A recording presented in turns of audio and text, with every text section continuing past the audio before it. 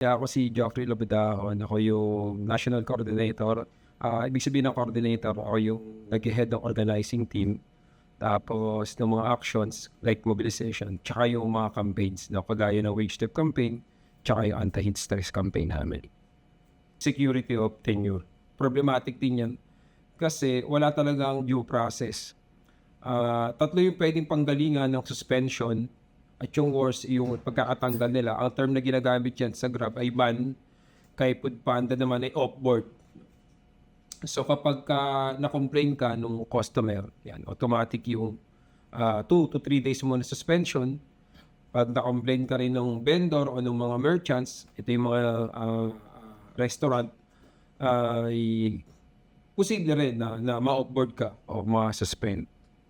Tapos, dahil wala nga siyang proseso, wala itong ayos na investigation, kahit napatunayan na, kahit wala ka talagang kasalanan bilang rider, ay hindi na may babalik yung mga araw na nasuspend ka. Tapos kung na-offboard ka naman o na-ban ka naman, wala nang balikan yun. Hindi ka na makakabalik. As in, hanap ka na ng ibang platform company. Hanap ka na ng ibang delivery app na pwedeng mag-cater o pwede ka mag-apply bilang rider. Sa mga kapwa namin manggagawa at unionista na nasa organisasyon at mas malalay pang organisasyon, local man at international, patuloy nating suportahan at tulungan yung mga kapwa natin manggagawa na nasa delivery platforms kasi in the end, ang nais lang naman natin na isang maayos at may dignidad na hanap buhay para sa atin at sa ating mga pamilya.